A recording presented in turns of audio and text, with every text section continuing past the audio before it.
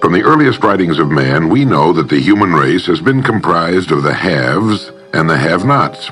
When I was a kid back during the Great Depression, I was obsessed with a desire to know what invisible something separated the haves from the have-nots, being a have-not. I wanted to know why so few managed to be well off financially in a country where success is available to everyone. A man starts his working career in his 20s, often earlier. He's fortunate in that he lives in the free world. He has better than 40 years to make the grade financially in the richest country on earth. Yet, according to the statistics, only about 10 out of 100 will be financially secure by the time 65 rolls around, and only about 4 men out of 100 will be financially comfortable. Now, why? Well, let me tell you how to find out for yourself. Conduct your own survey. Start down the street in your neighborhood on any Saturday or Sunday and ask the man of every house 2 questions. The first question is, what are you doing at the present time to increase your income now? That is, how much do you want to earn? And when you've evaluated the blank stare you get in response to that question, ask question number 2, which goes, how much money are you planning to be worth at age 65? Now, when the silence becomes too unnerving, thank him and move on to the next house. Ask 50 men, 100, 1,000, until you're completely convinced that the reason men don't make more money during their working lives and the reason men aren't financially independent by the time they're 65 is simply that they seldom, if ever, do any constructive thinking on either subject. It's that simple, unfortunately. The reason it's so easy to earn far more money than the average man earns in this country is that so very few are going about it the right way. This is a race without enough contestants to bother about. The few who are really in the race can all be winners. Some will finish ahead of the others, but even the man who finishes last in this race will be financially secure. Most people, more than 90%, aren't even in the race. To prove it, ask yourself the 2 survey questions. Up until the time you started listening to this message, what were your plans for increasing your income? How much do you want to earn? And how much money had you decided to be worth by the time you're 65? You see, people who earn large incomes aren't lucky, and they're not crooks as those without money are so fond of pretending, nor are they endowed with more brains or talent necessarily than their friends and neighbors, nor are they privy to occult secrets, and only a very few were lucky enough to have had rich fathers or grandfathers. Most of the people earning the big incomes today started the same way you and I did, and most other people. The only difference between the men who earn big incomes and those who earn small incomes is that those earning big incomes decided to earn more. They're the people who made it their business to earn more. You see, a woman who does not think about baking an apple pie for dinner tonight will never think of looking up the recipe for apple pie. Without the decision for pie, there's no motivation for checking out the recipe. A man who does not think about driving his car to St. Louis, Missouri or Nacogdoches, Texas will never get road maps which show how to get to St. Louis or Nacogdoches. And a man who never decides to earn more money will never think of learning how, of looking up the rules for earning more money. You see, people do what they make up their minds to do. So get rid of the ancient superstition once and for all that people who earn big money are special people, are lucky, or get the breaks, or had money to begin with, or knew someone, or are smarter, or anything else. These are alibis. They can all be disproved 1,000 times. The reason there are so many of these alibis around is that men who fail to make the grade financially are seldom honest enough to just admit that they really didn't try and keep trying. So in order to justify their failure, in order to remain seated, they dream up and pass along these old alibis. We're all self-made, but only the successful will admit it. I once had occasion to visit Charleston, South Carolina. I'd never been there before, so I hired a taxi to drive me around the historic old town. I particularly wanted to see the battery where that famous shot was fired on Fort Sumter. Along this beautiful drive, some of Charleston's oldest and finest homes look out over the bay. I commented to my cab driver on what lovely homes they were, and he said, yes, some of those homes have 40 rooms. And then he thought a moment and he said, and every one of them is owned by a crook. This is how the have-nots justify themselves and their lot in life. I didn't say anything because I didn't feel I was entitled to advise him or try to straighten out his thinking. This is a free country where as long as he doesn't hurt others, everyone has the unalienable right to be just as wrong as he wants to be. As Thomas R. Lounsbury, the American scholar and educator, put it, we must view with profound respect the infinite capacity of the human mind to resist the inroads of useful knowledge. My taxi driver and men and women like him all over the world have been kidding themselves and holding themselves down and refusing the bounty and abundance of the world for centuries. Knowledge is available to everyone. We can either listen to those qualified to teach us, or we can go along with those ancient stumbling blocks we get from people who don't know any more than we do. The truth, incidentally, about those homes along that beautiful drive is that they were built by the men and women who made the largest contribution to the city of Charleston. In just a moment, I'm going to give you the formula for getting rich, but before I do, I want to remind you of something. Before a jet pilot begins his takeoff from an airport, he carefully goes over a checklist, item by item. He does this not only because it's required by law, but because he cannot afford to trust so important a job to his memory alone. He has another checklist that he goes over just as carefully before he begins his letdown at his destination. He does this without fail every time he takes off and every time he lands. Well, I think living successfully is as important as flying an airplane. And because of this, I think each of us needs a checklist too. And that's why there's one included with this cassette. We need a checklist to go over item by item before we take off in the morning and before we drop off to sleep every night. So I want to recommend that you affix the checklist to your bathroom mirror. Stare at it as you brush your teeth in the morning and stare at it again as you prepare for bed at night. Go over each item, and as you do, think of what each item represents. Now here's number one. It's the formula for getting rich. It also explains why you're in your present position, whether you're earning $6,000 a year or $16,000 or $60,000 or $600,000. It applies to every adult, whether he's employed or unemployed. It applies to the richest man and to the poorest, and every person in between. And here it is. Our rewards in life will always be in exact proportion to our contribution, our service. Now that's what the formula means as the first item on your checklist. Memorize it. Our rewards in life will always be in exact proportion to our contribution, our service. Listen to it, think about it until you know it emotionally as well as intellectually. It might give you some slight feeling of superiority to realize that there's probably not another man within a mile of where you live who knows it. You can add it as a question on your survey if you want proof of that. If you want it in another form, here it is as it applies to a man's job. It's the same thing really, the same thing applies, but you can express it differently. The money you're paid by the company you work for will always be in direct ratio to the need for what you do, your ability to do it, and the degree of difficulty involved in replacing you. Maybe you want to write the formula down in both of its forms and think about it until it's as much a part of you as your name. The reason it isn't spelled out on your checklist is because you might not want everyone to know what you're up to. The checklist is valuable only to a person who knows what the words really indicate. All right, you've got the formula. As you think about it, its meaning will become clearer to you. With the formula, there are two rules which must be applied to properly use it. This formula, together with the two rules, is your recipe or your roadmap to earning all the money you really want. Now let's take a look at item number 2 on your checklist. And I'm serious about your putting this checklist on your mirror. You'll notice it's pressure sensitive. Item number 2, the gold mine. The Pulitzer Prize-winning playwright Archibald MacLeish in his play The Secret of Freedom wrote, "The only thing about a man that is a man is his mind. Everything else you can find in a pig or a horse." Strong words, aren't they? But as long as you live, you'll never hear a truer statement. The key to every human being's success lies in his mind, the gold mine between his ears.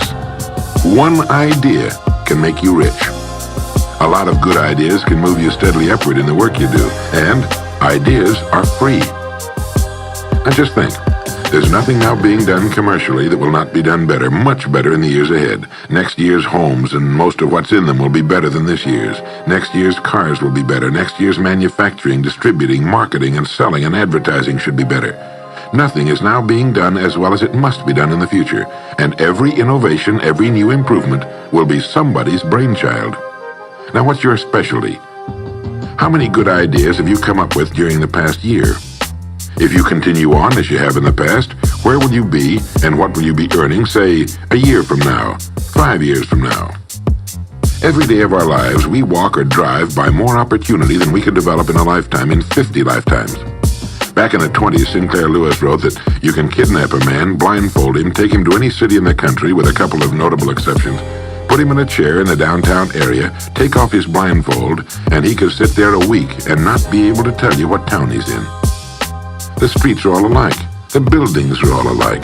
The businesses all look alike. This is still largely true today. The reason for this being that most businessmen in this country are playing a game called follow the follower. If a man goes into business, no matter what line it happens to be, the first thing he does is make certain that his place of business, outside and inside, looks exactly like every other place of business of that type in the country. Do you know why? It's because he's been playing copycat since he was a year old and does it without thinking about it. For the same reason kids dress alike in school. He wants to be one of the gang. He doesn't necessarily examine all the business establishments in his field and pattern his on the one outstanding example, the one that inspires him, the one that he can really believe in. He just does what everybody else in his business is doing, and by this simple process, he guarantees his own mediocrity. Whose drum are you marching to, if indeed you're marching to anyone's, and why? Remember, whatever you now do for a living will be done differently, quite differently a few years from now. Never in the history of mankind have the opportunities for all of us been so great. But the great majority of people will be the beneficiaries of progress, not those who bring it about. Which group are you going to belong to? If you want to be a contributor, not just a beneficiary, here's the first rule. It appears on your checklist as the gold mine. So, think. Think deliberately and with a purpose. Use the gold mine between your ears. Begin by thinking at a special time every day. Back during the Depression, a New York lumber dealer was growing rich while other lumber dealers were going broke. When asked how he did it, he said, "Every evening when I get home, I close myself up in a quiet room, sit in a comfortable chair, and ask myself, how will my business be conducted 10 years from now? Then I try to do it now." Instead of competing with every other lumber dealer, which is what they were doing, he was creating. He was doing the very thing man was designed to do, the very thing man does best. A company growing at the rate of 10% a year will double its size in less than 8 years. But a man can improve his effectiveness 50% or 100% a year or more. The experts tell us that every one of us has within him deep reservoirs of ability, even genius that he habitually fails to use. Well, let's begin now to reach into these deep, rich areas of pure net profit and use more of our real abilities. Let's think. Here's the best way I've found to make yourself think. Start getting up a little earlier than you're accustomed to. Right off the bat, this gives you extra time that 95% of the men in this country are not using at all. 1 hour earlier a day gives you 6.5 extra 40-hour weeks a year. But at this time in the morning, take a refreshing shower, dress, get yourself a fresh hot cup of coffee if you're a coffee man, and then sit down to a clean sheet of paper. At the top of the paper, write your financial goal.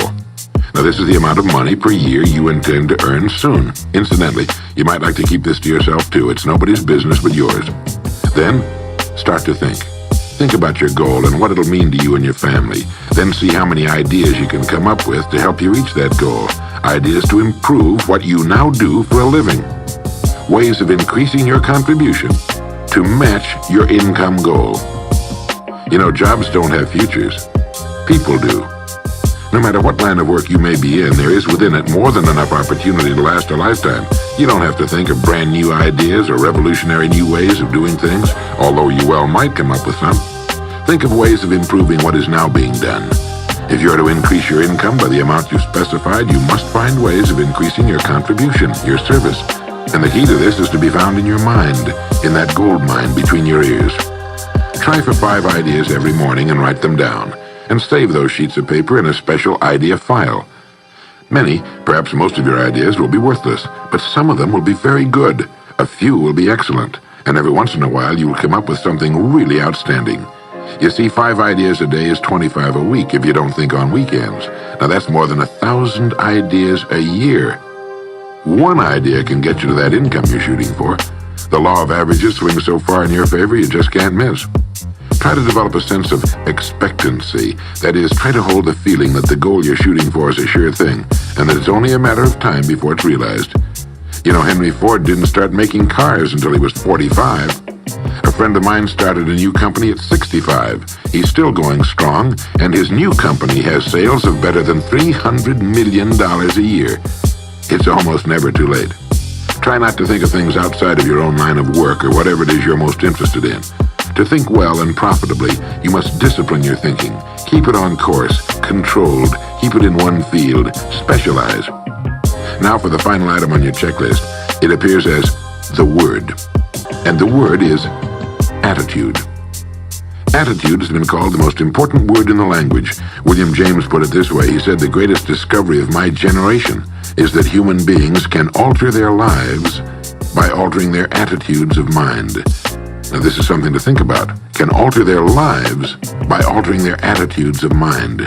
It's another way of saying we become what we think about. Look at it this way. Your total environment, if you've been an adult for any appreciable period of time, your total environment is a reflection of you as a person.